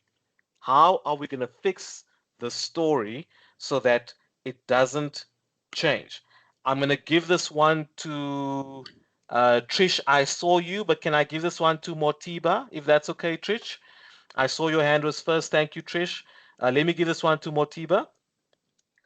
Okay, you're gonna say equal to B4, divide, and then you're gonna say $sign B, $sign 2. $B, $sign 2. Interesting. I'm interested as to why you put a $sign before the B and a $sign before the 2. Talk to me about those two elements, Motiba. Tell me why you put a $sign before them both. Because it said that B2 should not change. So the column and the row should not change. Okay, so if we pull it down, indeed, B2 doesn't change. However, this is a little bit of overkill, Motiba. It's a little bit of overkill. Do you know why I'm saying it's a little bit of overkill? No. You still get the right answer, but it's technically not the more correct answer. Let's see if one of your fellow students can assist you, right? So I'm going to throw this one to Kosa. Kosa, can you maybe explain to Motiba why I'm saying that this is overkill? Kosa? Talk to me. Hello? Yes, Kosa, talk to me. Yeah, I'm saying that I think you're supposed to put the $sign only before the B, not in between B2. So you're saying that, right? Yes. Is that what you're saying? Yes. Okay, so if we do that, look what happens. And with the instruction was that B2 must not change. Now we've got B3. Then we've got B4. Okay, now I see. Think about it, Kosa. Think about it. I'm going to give this next one to Eddie. Maybe Eddie can explain why. Katlego, I did see you. It's just I want to hear another voice. All right. Hi, everyone. Yes, Eddie. So I'm hoping you can hear. So with absolute referencing, if you're going to be referencing, you need to how do I explain this? So if you put Simple a dollar sign terms. before B, Yes. and they put a dollar sign before 2, the before the B locks the columns, and the dollar sign before 2 locks the rows. So you need to know, if you're going to be locking only the rows, don't lock the columns, because we're only looking at the rows. If you're going to be locking the columns, don't look at the other one, because we're looking for. I'm Excellently hoping done. I'm making sense. Loud and clear. You're making absolute sense, right? And let me demonstrate exactly what Eddie was saying. So can you see Tato? I think it was Tato. Why? I can't remember who it was who answered. Motiba. It was Motiba. Yes. Let me tell you why your answer was overkill. So I'm going to go down, right? Let's go all the way down. Notice, Motiva, can you see B4, B5, B6, B7, B8, B9, B10? But it is still column. We're copying down the rows. So we're still in column C, which means B in this instance did not change. Do you see that, Motiba? Motiba, talk to me. Yes, I can see it. You can see that, right? Can you see that B did not change? It was only the number in this instance, the number 4, 5, 6, 7, 8. Can you see that? Yes. Right. So in your example, you've locked the column B. But if you look at the first cell, was it necessary to lock the column B? Have a look at that. No, it wasn't. I was supposed to lock the number on only the number. row. Only the row. Can you see that? That's why I'm saying your answer was overkill in this instance. All right, your answer was overkill. So in this instance, you can see because we are in one column, the letter did not change. Now, in an exam, in assessment 2, or even wherever else we might ask this, I can start subtracting marks. If I see that you have gone and double locked it if it was not necessary. So I'm saying to you, I want you to understand that if we're moving down the columns or down the rows, it's not necessary for us to lock the column. It wasn't necessary. If you put two dollar signs there, it's almost like saying you're just locking, but you're not quite sure how to apply this. And then I can minus marks. So be careful of that, right? In this instance, we're just saying we only need to lock the row, and look at that. We still have B2, B2, B2, B2. Okay, so please be careful of that, right? Be careful of that. Very, very important. Be careful. Right, Katlejo, I see your hand is raised. Do you have a question? Katlejo? No. Okay, good. Right, so let's continue on our presentation. There we've locked it, locked the row. There's B5 divided by B2, B6 divided by B$2. And notice there you can see the relative reference principle coming into play again. B4, B5, B6. We applied the dollar sign to the row here, so the row didn't change. Okay, so that's simple enough, right? Let me help you with that in case we get stuck. If you have a pen nearby, make a note of this. This is the trick to remember this, right? The rule is I need to look at the range. So if I look at the range, can you see the range up here? C9 to C2. So whenever I'm applying this principle of absolute value references, I'm only going to apply it when there is a range that is in play here. All right. So if I look at the range, can you see the range? C9 to C10. This is the rule. Look at the range. Establish what's changing. Can you see the rows are changing? The number is changing. The letter isn't changing. It's still C to C. Can you see that? So it's only the number that's changing. So the rule is look at the range, establish what's changing, and lock whatever changes. I'll say that again. Look at the range, establish what is changing, lock whatever changes. So if we apply that principle here, look at this particular range. We were told B2 must not change. B2, cell B2 must not change.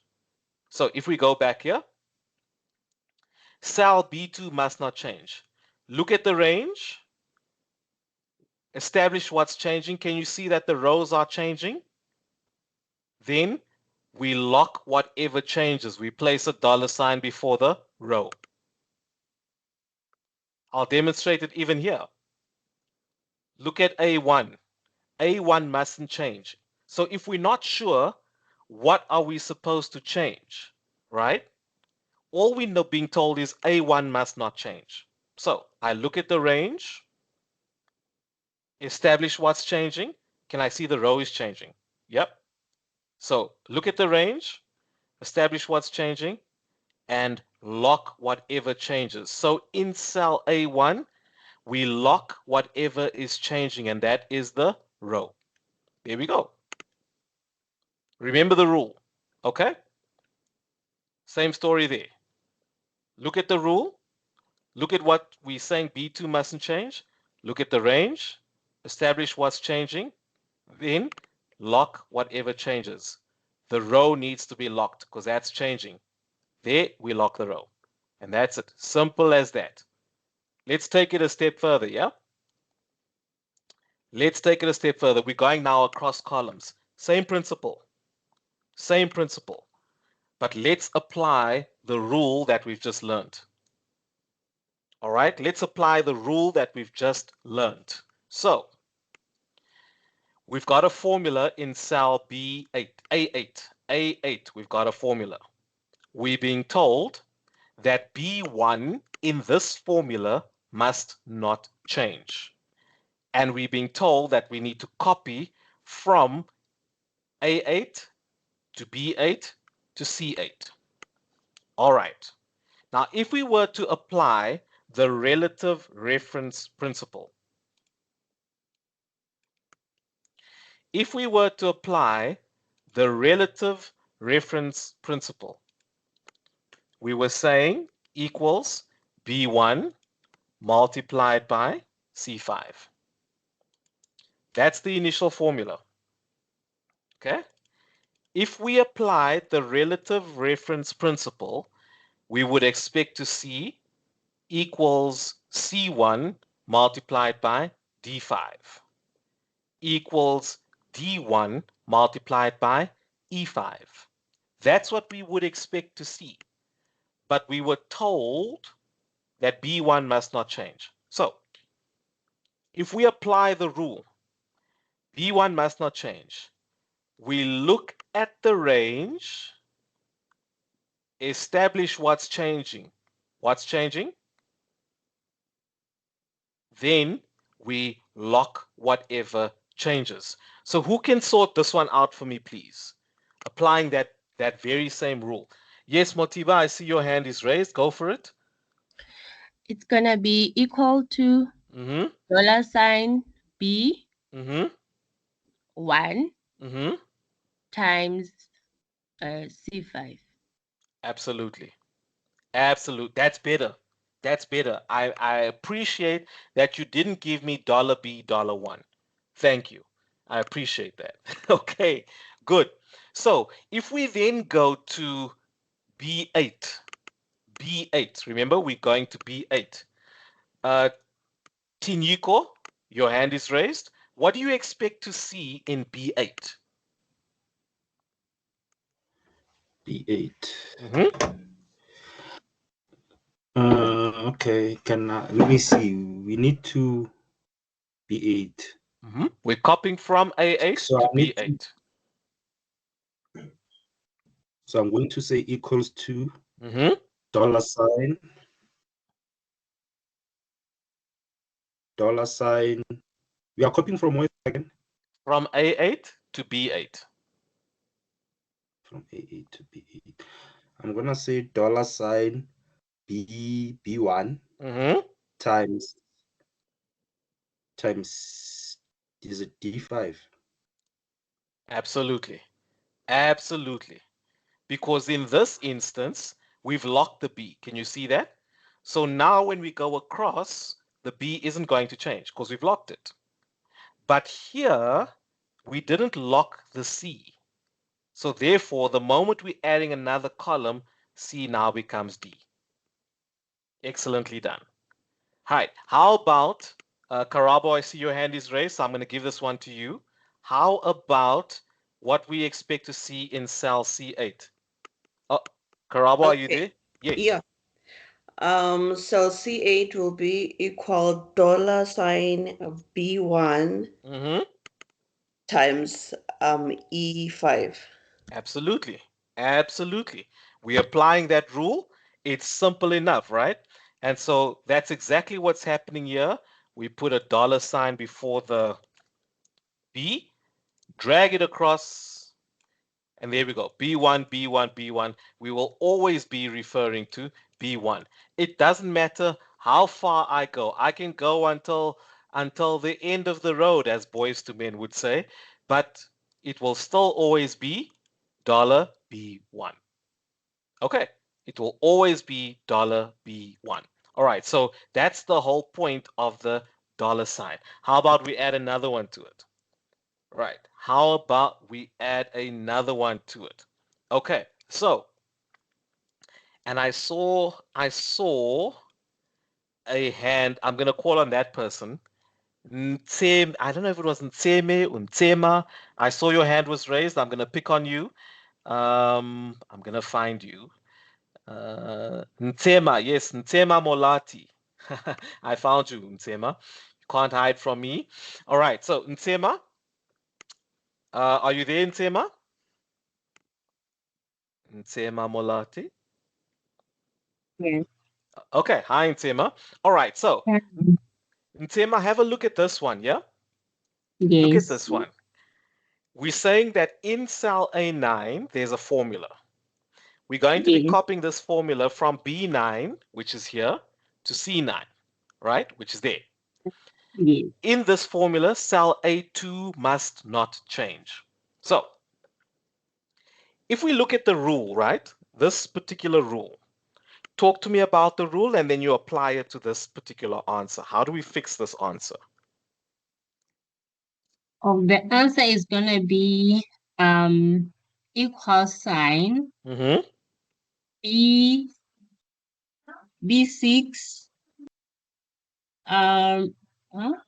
yes, B6 divided by $2. $2. $2. Okay. $2 equals B6. That's what you're saying. Because this is the initial one we're looking at, right? A2. Yes. And we are saying equals B6 $2. That's what you said. Yes, I said that's it. So if I copy this across, what do you expect to see here? Ntsema?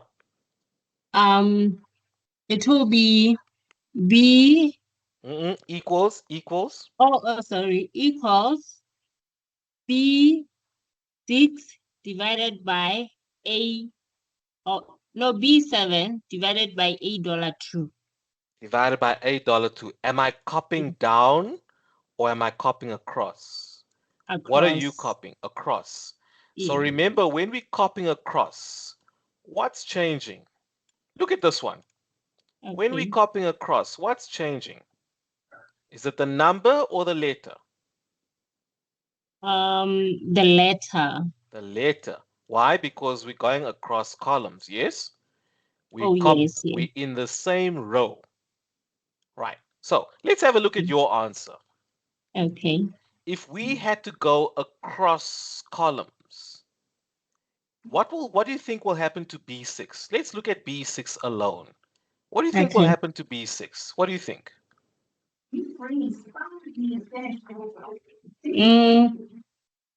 I think it's going to change. How will it change? Will the letter change, or will the number change? Or will they the both number change? will change. The letter will remain the same, but the number will change. Really? Yeah, I think it's gonna be equals B7 divided by $8.02. Okay. I'm gonna hold that there, and I'm going to call in some reinforcements. Okay?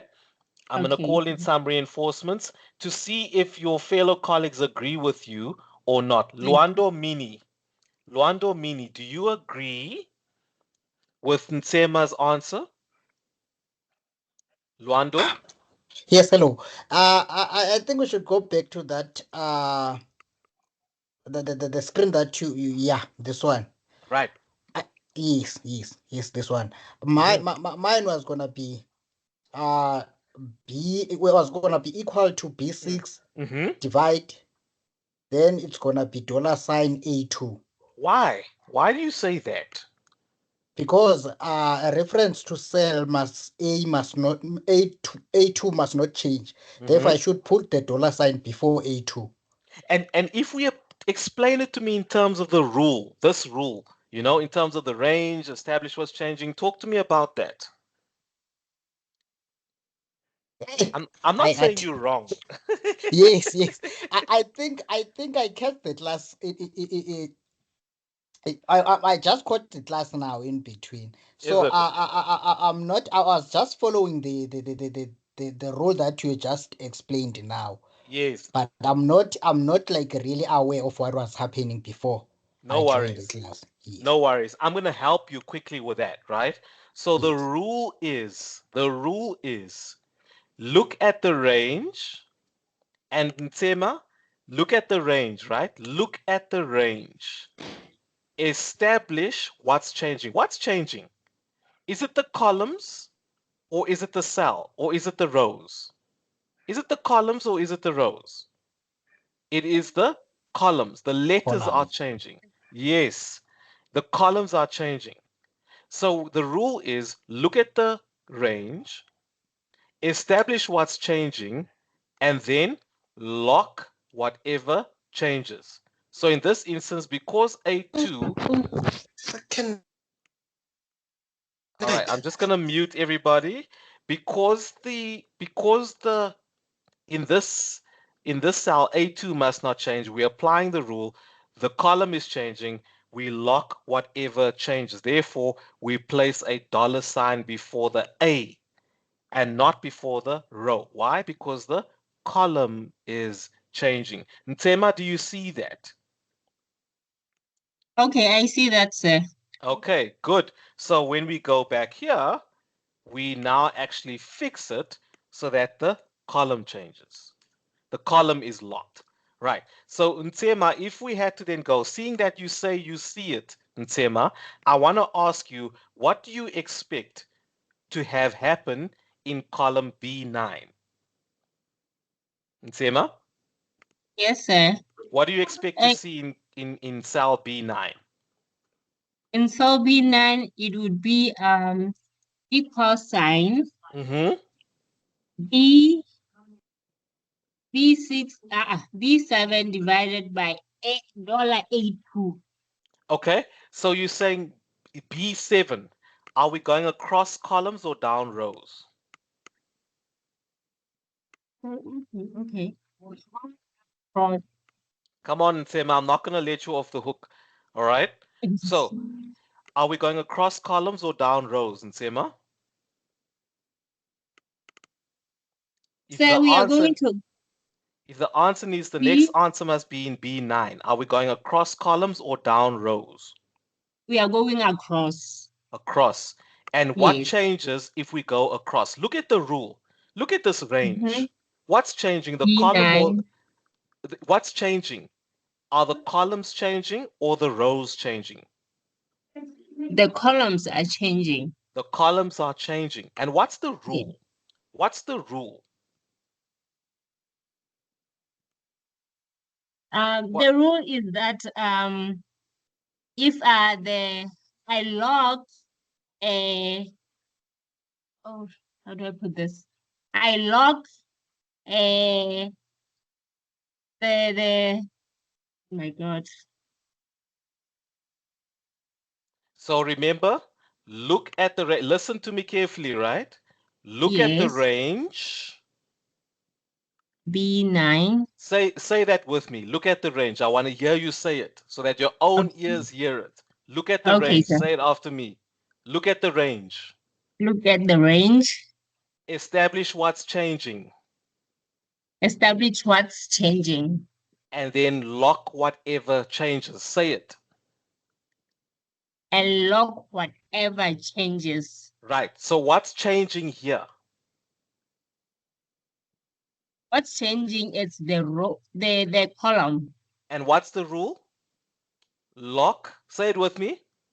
Okay. Lock whatever changes. So if A2 must not change, right? Yes, sir. If A2 must not change, how do I lock the cell A2? How do I lock it? By applying this rule.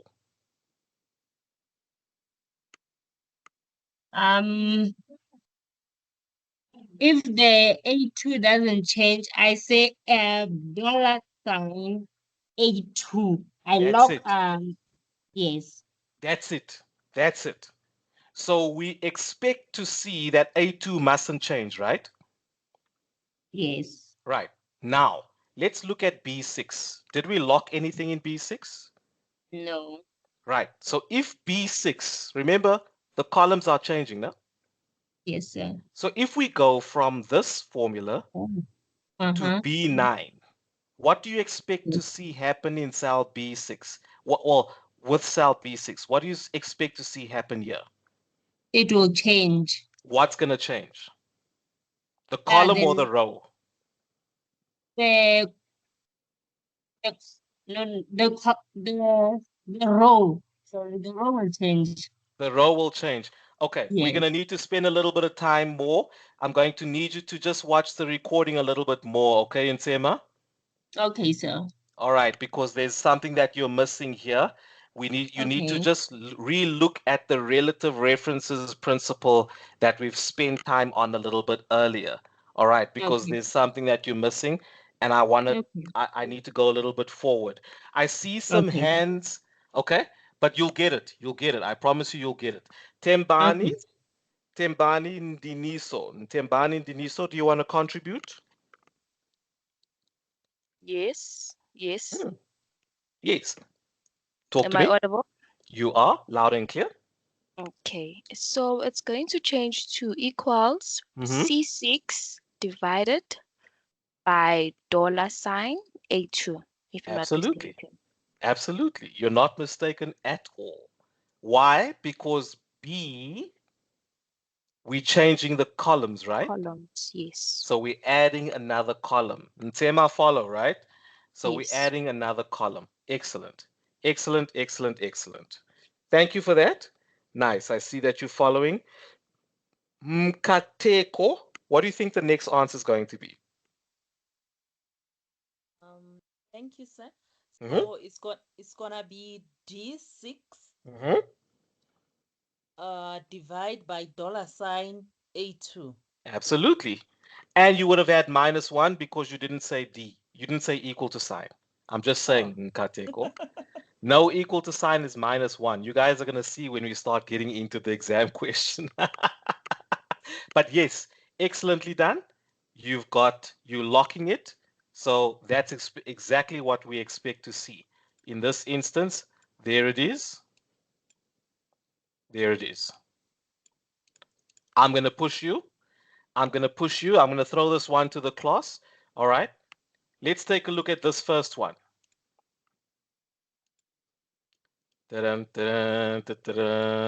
How about here? In cell F8, what is the answer going to be? Who's keen to give me that answer quickly? Quickly.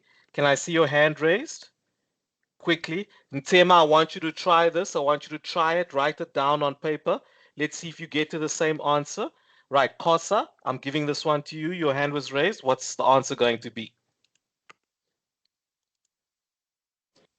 It's going to be equal to dollar sign B1 F E F G H5. And I like the way I could hear you actually counting the columns. E5, you said F, then you said G, then you said H. Students, that's what you actually need to do, right? Count it for yourself. If just as Kosa had done, because he didn't worry about the dollar B1 because that's not going to change. He's locked it. It's only the E5 that was going to change. He didn't even say E5. He didn't even say F5. He just said F. Why? Because we're staying in the same row. You see, the number didn't change. There we go. Excellently done, Kosa. You got it. You got it. Tinyiko, your hand is raised. You have a question? Right. Next one. Next one. Next one. Let me hit you with this, right? We're gonna be here. Here. What do you think the answer is going to be? All right. That's where we are now. C9. That's where the formula is. What do you think the formula is going to be here? And that is Simelokuhle. Simelokuhle. I hope I said your name right. What do you think the formula is going to be? Simelokuhle. Talk to me. We can't hear you. There might be a challenge with your microphone, Simelokuhle. I'm giving you like 10 more seconds. 10, 9, 8, 7. I can see it. There must be a challenge with your microphone, I'm sure. Okay, I'm gonna have to move on, Simelokuhle. Maybe what you can do is you can actually type your answer in the chat box. And yes, Tando, thanks for putting that out there in the chat. Tando wrote, columns are represented by letters in Excel and rows are numbers. Just putting it out there. Absolutely, I like that. Always refer to that. Remember the principle of relative references. Right, let me see who's next. Karabo, I saw you were next. I'm going to give this one to you. What do you think the answer is? Okay, the answer will be equal to G6 divided by $ A2. Are you sure? Equals, let's get that in there. You're saying equals G6, yeah? G6 divided by $ A2. $ A2. A2. Yes. A2. Right. I just want to check, Karabo, if you've got some people that's supporting you. I'm gonna go to a voice that I haven't heard yet. C. Yonker. Do you agree with Karabo's Hi, can you answer? hear me? Loud and clear. Loud and clear. Perfect. I'm gonna say it's going to be equals I6 divided by $ A2. I6 divided by $A2. That's very different to G6, but let's see if you are correct. Excellent. Absolutely. Absolutely. Right? I6. What it's, sorry, C.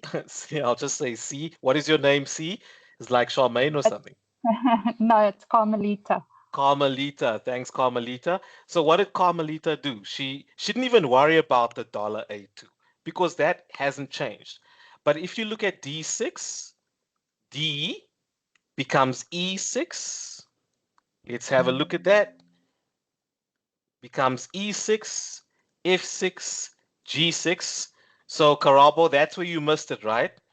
G6, H6, and then I6. That's where the difference was there. So you maybe just missed the count for 1 or 2 seconds there. Okay, Karabo, do you see your mistake? Yes, I see now. Good. As long as we see where the error was, right? Now, I do see some, thank you very much, Carmelita, appreciate it. I still see some hands raised. Mkateko, you have a question? Apologies, it's an old hand. No problem. Emerentia? Ntema, I see your hand is raised, Ntema. No, sir, I'm okay. Sorry about that. Okay, I understand now. no problem, no problem. Okay, students, we've got, I want to finish one more, right? It is now 8 o'clock. I took about 5 minutes to wait for everybody to get on, so I'm going to take about those 5 minutes over. Is that okay with everyone? I'm going to take those 5 minutes. But remember, with the next class, that we look out for the announcements. The next class, we're going to start on time. All right, so we're going to bring in this final element over here that says copy down rows and copy across columns. So we're going down rows and across columns. Have a look at this. Down rows and across columns. Simelo Kutle, I see your hand is still raised. Yeah, thanks for dropping it for me. Thank you, appreciate it. All right, so copy down rows and copy across columns. Yes, F Mlambo, yes, you got that one right previously also. Well done. I saw it in the chat, just acknowledging it. A1 must not change. So look at this. We are going to go, we're currently in A8. We're going to go to B9 and we're going to go to C10. We're going to go to B9 and C10. How do we fix this element, this formula, to make sure that A1 doesn't change? Apply the rule. Yes, Carmelita, I see your hand is raised. I'm going to say it's equals $A $1 times bar B4. Excellent, excellent, excellent. And now in this instance, because if we apply the rule, look at the range, same story. Look at the range, establish what's changing. The columns are changing and the rows are changing. So we lock whatever changes. We lock the column and we lock the row. All right, and that's how we know what we need to lock. Look at the range, establish what's changing, and lock whatever changes. Right, so when we go to cell B9, what do we think the answer is supposed to be? Cell B9, what is the answer going to be? Yes, Sibusiso. It's going to be equals $A $1 times B5. B5. Are we going down? That's where we are. Look at the range. We're going to B9, right? So this is where we are now. We move from there to here. Right, so let's start your answer again quickly. Okay, it's equals to $A $1 times yes. Break it up. B5. B5. Let's look at the B individually, right? Let's look at the B because a cell is made up of a column and a row. Remember that, Sibu? Yes. Column and a row. Yes. So we are changing columns and we're changing rows. Can you see that? Oh, yes. Do you see it? You need to see it, right?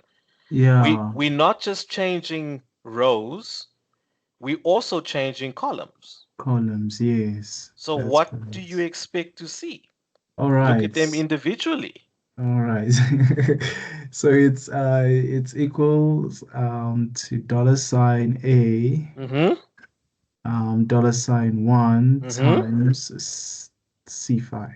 That's better. Yeah. That's better. Okay. You know, the brain works so quickly, but you have to be methodical when you work with this. Okay. You must be methodical. Okay. But good. You see, I'm not going to just let you go and then think, you got this. No ways. All right. So just for everyone, I'm just copying this particular form here. Before we finish this last one, I'm putting this in the chat. I'm just making it convenient for everybody.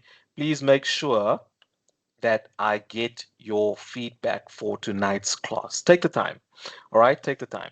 Right, I'm going to do the next one. Motiba, I've seen you, but I'm going to give this one to Jean. I haven't heard from Jean this evening, Jean Ferreira. How about the next one? How about you help me with the next one, Jean? Should I make cricket sounds, Jean? Where you at? Jean, are you still there? Okay, I'm gonna have to move on.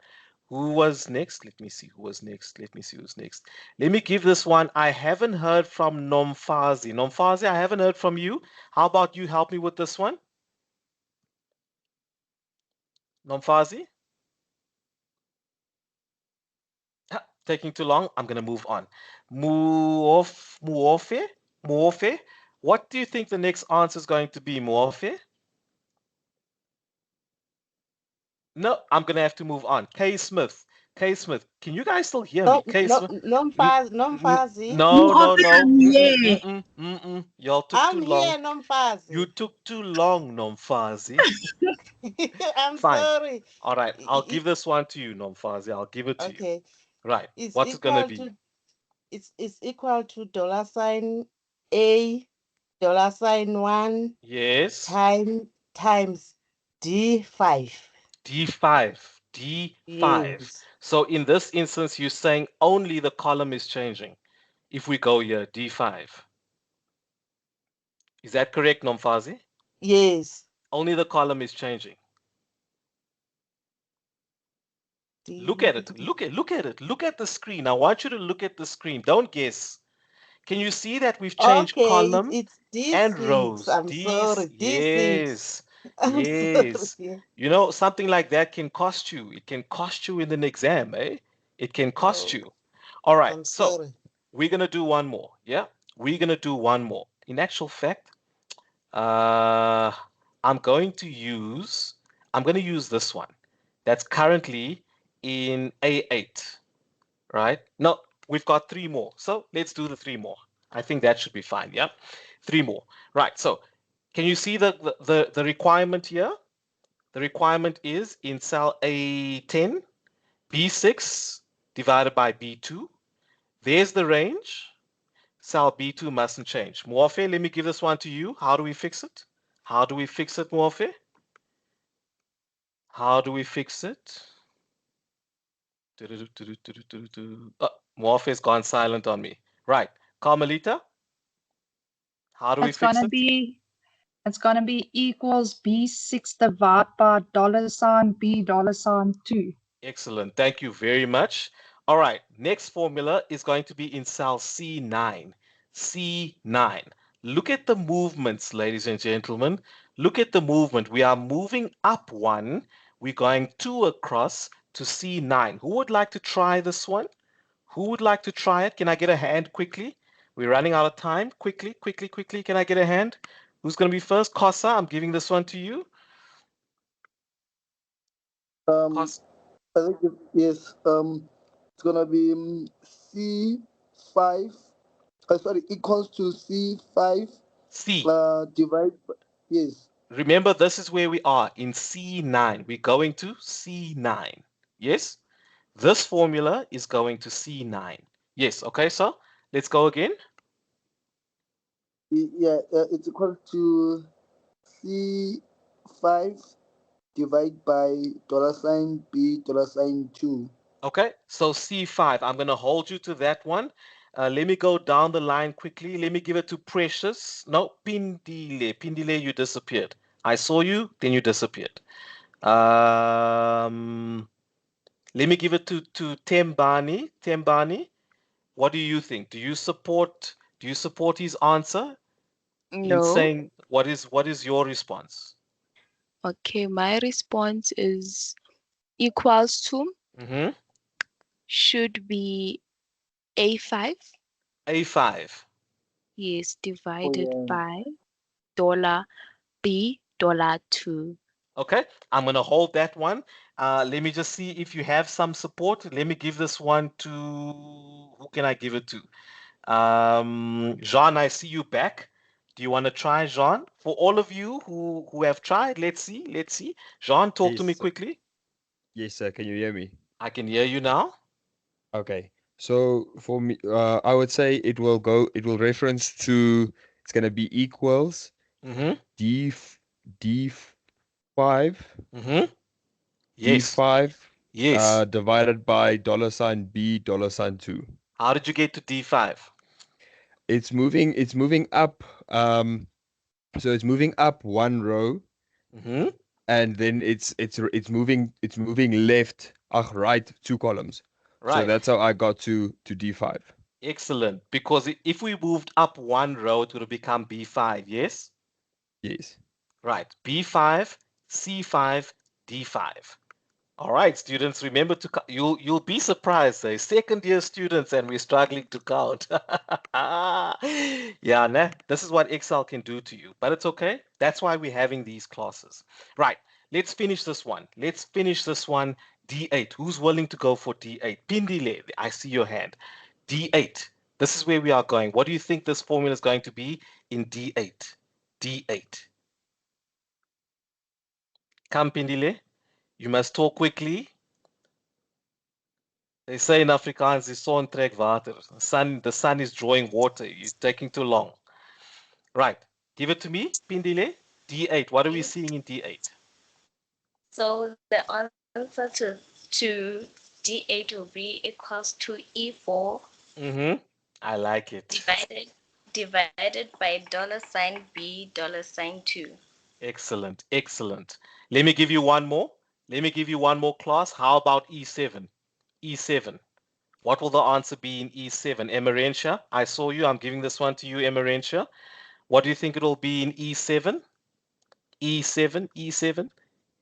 Emerentia? Oh, Emerentia, you're talking too long. I do not have the answer yet. Okay, that's fine. That's okay. Let me see who's next. Makungu. Makungu, you were quite silent. You only Yes, spoke yes. once. What will it be? What will it be in E7? Quickly. I have quickly. it as F3. It F3. equals to F3. Yes. Divide by $B $2. Absolutely. I don't have the answer in here, but that is the correct answer. That's the correct answer. Okay, ladies and gentlemen, that brings us to the end of this class, right? It brings us to the end of this class. In the next class, we're going to be dealing with formulas and functions. So I need you to make sure that you prepare well, right? It's going to add on what we've done today. Because when you're dealing with formulas and functions, we don't have time to still be writing values. We're dealing with cell references.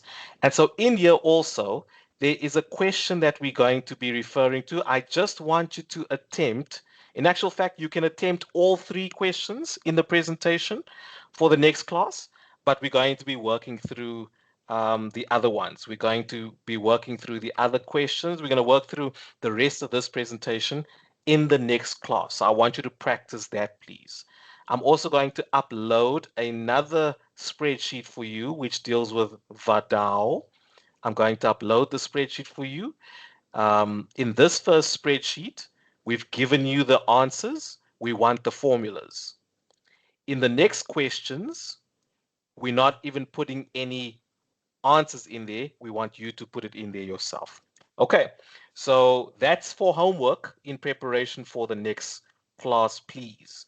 All right, I'll also put it in the announcement. Okay, ladies and gentlemen, that brings us to the end of this class. You have the presentation, and we look forward to seeing you at the next class. All right, so please do some prep. It will really help. I trust that you've gained from this particular lecture. I'm going to stop the recording, and then I'm going to deal with 1 or 2 questions. Okay, so let's stop the recording here. And please don't forget the feedback. I need the feedback.